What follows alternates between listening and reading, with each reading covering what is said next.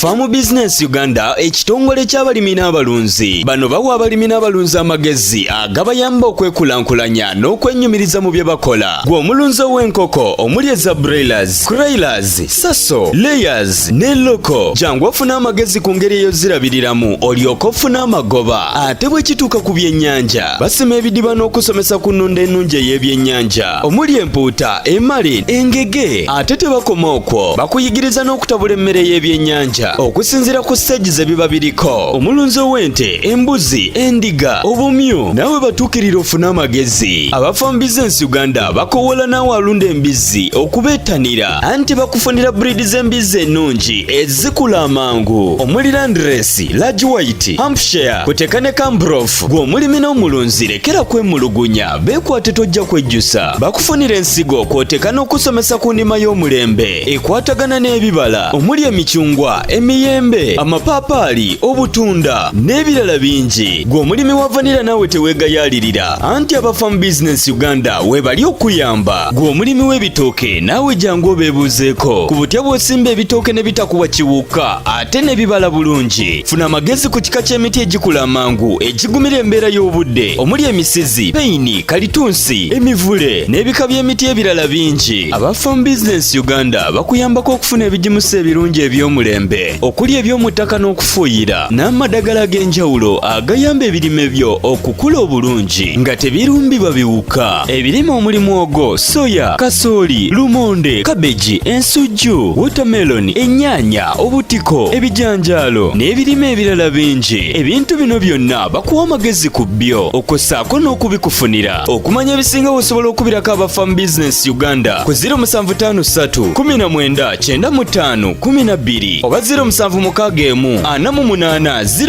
0004. Osobola n'obafunira ku WhatsApp ku 0752 83 84 89. Farm Business Uganda, farmer to farmer, mulimi ku mulimi.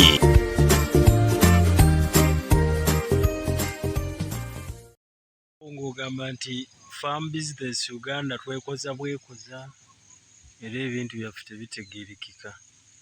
Ndowooza oli kubanga olaba ennimiro yaffe weefaanana mu mbeera efaananako bw'etyo eya kalituusi. Olaba engeri omuddo gye gwasiriddemu oli gulaba era nga vidiyo bwe tuli okubanga olijjiraba ndowooza mu mbeera efaananako bw'etyo. Kafaananyi pulinti muzigo naye simanyi wamala dda osubscribinga oba wamala dda okulayikinga n'okusharinga link, simanyi oba wamala. Mbuuza gwali okubanga otulaba.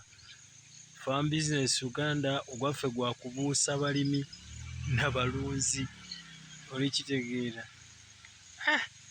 Emiro twakafuuyidde ne kalabika bulungi baaba. Naye ng'agamba nti subscribinga nga tetunagenda wala nnyo, tetunakulaga vidiyo yonna. Sooka osubscribinge, olayikinga, osharinge. Buli osubscribinga tulina abantu 3,000 ku Farm Business Uganda abatulaba abasubscribinga, abatwala bangi abali mu 10,000 abalaba, naye abasubscribinga bali mu 3,000. So ndowooza oli kubanga olaba nnimiro yaffe nga bw'ogiraba, ndowooza olaba omuddo engeri gye twagusirizizaamu mu mbeera efaananako bw'etyo. Okay, kale kanje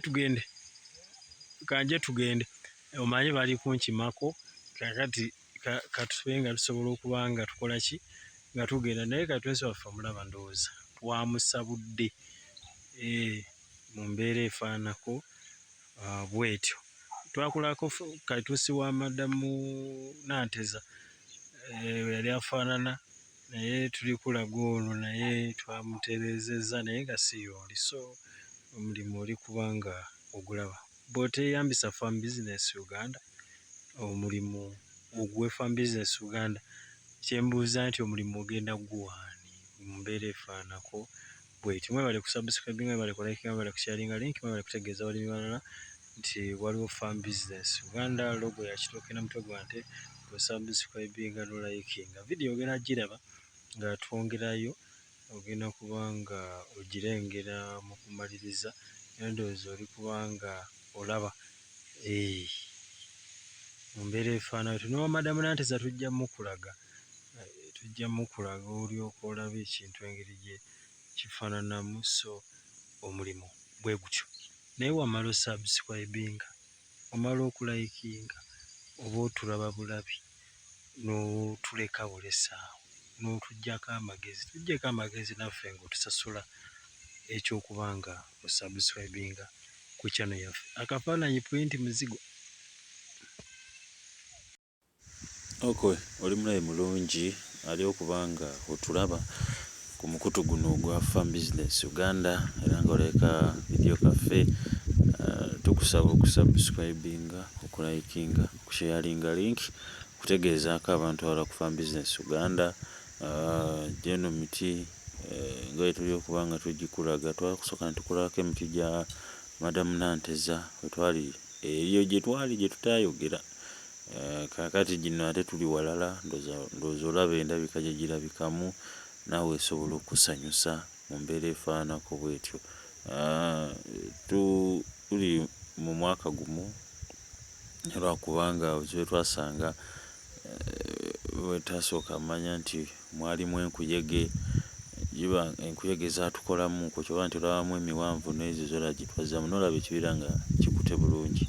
So bw'obanga oyagala okutandika okulima oba okulunda, kyenkwegayirira kwe kubanga weeyambisa Farm Business Uganda. Farm Business Uganda tugamba nti mulimi ku mulimi, farmer to farmer, mulimi ku muki ku mulimi. Ate abantu abamu bw'olaba bye tukola, abalala tebasobola bikola. Ndowooza abantu abamu batuwa bizinesi oba batuwa emirimu, mulaba services ze tubawa, tuyiwawo omubiri era kye tutaakola tetusobola kugamba muntu nti tuwe ate tetulya ssente we tubanga tetuukole. So tulwana nnyo n'amu tubagamba nti ssente ze tukugamba ziba tukugamba ssente nga tetunoonya ssente naye emikwano, naye okuba mwaka afaananyi naye ate tuwaako chance abantu tubagamba nti kolako chance. So omukyala madamu njakwogerako erinnya Lima ndowooza oba ndyogere, tuliraba ndowooza ekibira kye Kaitunsiwe engeri gy'afaananamu mu mbeera efaanako bw'etyo, omuddo gwo twagwokya. So emirimu tugitambuza era tutambulira ddala nga Farm Business Uganda okulaga nti amazima n'obwenkanya bwe tukulembeza. Emiti y'ekimu ku bizinesi gy'osobola okuba nga weekwata nti Kaitunsi ono osobola omufuna ku nnusu 2 n'okutuusa ku nnusu oba 7-8, oli kitegeera. Kitegeeza katugendere ku level ya wansi ennyo ey'ennusu oba 3, n'osimba emiti gye 2500, n'okiwa oba tugeze mu bufunze emyaka 2, singa oba obaze emiti egyo 2500 ne tubala nti kale emiti 2225 gye gikomyewo, oli kubanga okitegeera gye gikomyewo. 1, tegiriwo osula. 2, tegyetaaga kubanga ogifuuyirira nti nga tugeze ebirime ebirala nti ogiteekawo n'osirika. Tulina abantu nga mulina amataka naye mugatuuzizza eyo gye oli bweru, ettaka yo liri eno olituuzizza, baako ekintu ky'oliteekako. Abamu muwoza amataka gaffe mabi, amataka gaffe ererere, ettaka lyaffe, ettaka liteekeko emiti, oli kubanga okitegeera. Ne oba wagula ku mayinja teekayo emiti tegigenda kugaanayo, oli kubanga okitegeera. Nga bw'olaba nti omuntu mu Central oba mu Buganda bw'alaba awali amayinja otasimbawo kitooke, naye bwe tugenda okulaba mu Western oba mu mambuka ogenda okulaba nga ate ku mayinja we basimba ekitooke. So nina gwe nali ngamba nti teriyo kitundu kitaddako bitooke, teriyo ttaka. Era ne bwe tusanga ettaka lya lusenyu wakitunondeeta ettaka liri erikuuma amazzi ne tuliteekamu, ne liba nga erisooka wansi, ekitooke kiri okuba nga kisobola okunywa oba okulya nga kiyita mu ttaka eryo. So gwe omulabi waffe naawe ali okuba nga otulaba, ndowooza oli kulaba emyoyo eri kiriya, naye okwegayirira ekyo nkiddamu, ndowooza sijja kkowa kujjukiza bwe tuli mu bizinensi emu nti tukole emirimu mitono naye tuwa abantu saavisi ennungi, nti tetufa ku ssente. Twabalaze omukyala twalaze emiti giri eri mu mbeera efaananako bwetyo ng'era bwe mwagiraba nga ssente ze yawaayo ate si kye yali asuubira, nti omuntu asobola n'okuleka kontrakiti wakiri omuntu mugende nti twongereyo ku ssente, twali tubazizza bweti naye ekintu tekimala, twongereyo ku ssente, omuwe saavisi ennungi okusinga okumuleka mu bbanga. Ekikolebwa n'abasima enzizi, waliwo enzizi zetumaliriza n'osanga omuntu nga yasima oluzi yasaba ssente n'azimalayo, yasaba obukadde 10 ne babumuwa, naye nga n'oluzi talina atuusa amazzi tagalabye tagatuuseeko, oba oli kubanga okitegeera mu mbeera efaana bwetyo. So tusobola okuwa abantu saavisi ennungi, wakiri mugaye ndi ssente tezimala oba wadde wazirya, naye alabiseeko ekintu, kubanga ebintu bino byennyini bye tugenda okulagirako abantu, nti ekyewunyisa videos kati ng'eno ogiraba ntukulaga emiti gino nga bw'ogiraba, ndowooza oli kubanga ogyetegereza gye tuli okumaketingira. Kati onaamaketinga otya bw'okoledde nga kiwabakolera tokikoze bulungi,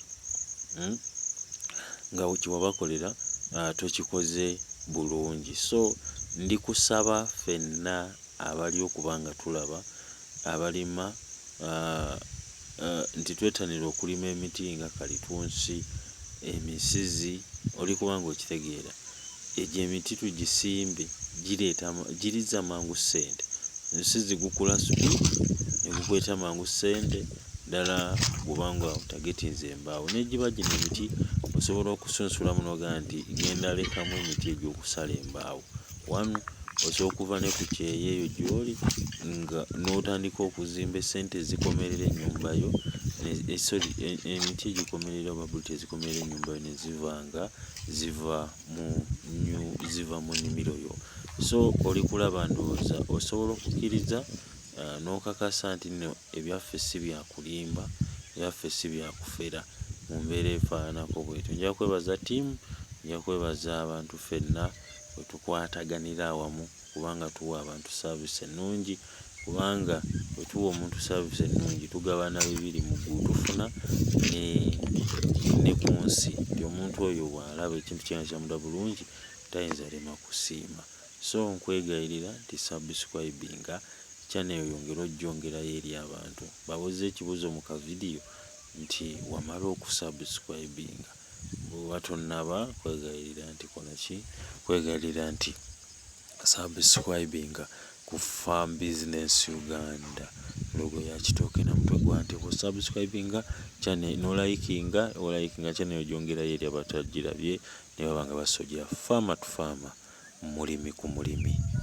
Farm Business Uganda, ekitongole ky'abalimi n'abalunzi. Bano bawa abalimi n'abalunzi amagezi agabayamba okwekulankulanya n'okwennyumiriza mu bye bakola. Gwe omulunzi w'enkoko omuli eza broilers, crailers, saso, layers ne loko, jangu ofuna amagezi ku ngeri ey'ozirabiriramu olyoke ofune amagoba. Ate bwe kituuka ku byennyanja, basima ebidiba n'okusomesa ku nnunda ennungi ey'ebyennyanja omuli empuuta, emale, engege. Ate tebakoma okwo, bakuyigiriza n'okutabula emmere y'ebyennyanja okusinziira ku stage ze biba biriko. Omulunzi w'ente, embuzi, endiga, obumyu, nawe batuukirira ofuna amagezi. Aba Farm Business Uganda bakowola naawe alunda embizzi okubeetanira, anti bakufunira breed z'embizzi ennungi ezikula amangu omuli Landrace, Large White, Hampshire, kuteka ne Cambrough. Gwe omulimi n'omulunzi lekera kwemulugunya, beekwate tojja kwejjusa. Bakufunira ensigo kwoteka n'okusomesa ku ndima y'omulembe ekwatagana n'ebibala omuli emicungwa, emiyembe, amapaapaali, obutunda n'ebirala bingi. Gwe omulimi wa vanilla naawe teweegayaalirira, anti aba Farm Business Uganda webali okuyamba. Gwe omulimi w'ebitooke naawe jangu obeebuuzeeko ku butya bw'osimba ebitooke ne bitakuwa kiwuka ate ne bibala bulungi. Funa amagezi ku kika ky'emiti egikula amangu egigumira embeera y'obudde omuli emisizi, peyini, kalitunsi, emivule n'ebika by'emiti ebirala bingi. Aba Farm Business Uganda bakuyambako okufuna ebigimusa ebirungi eby'omulembe emirembe okuli eby'omuttaka n'okufuuyira n'amadagala ag'enjawulo agayamba ebirime byo okukula obulungi nga tebirumbibwa biwuka. Ebirime omulimu ogwo soya, kasooli, lumonde, kabeji, ensujju, watermelon, ennyaanya, obutiko, ebijanjaalo n'ebirime ebirala bingi. Ebintu bino byonna bakuwa amagezi ku byo okossaako n'okubikufunira. Okumanya ebisinga osobola okubirako aba Farm Business Uganda ku 0753 19 95 12 oba 0761 48 0004. Osobola n'obafunira ku WhatsApp ku 0752 83 84 89. Farm Business Uganda, Farmer to Farmer, mulimi ku mulimi.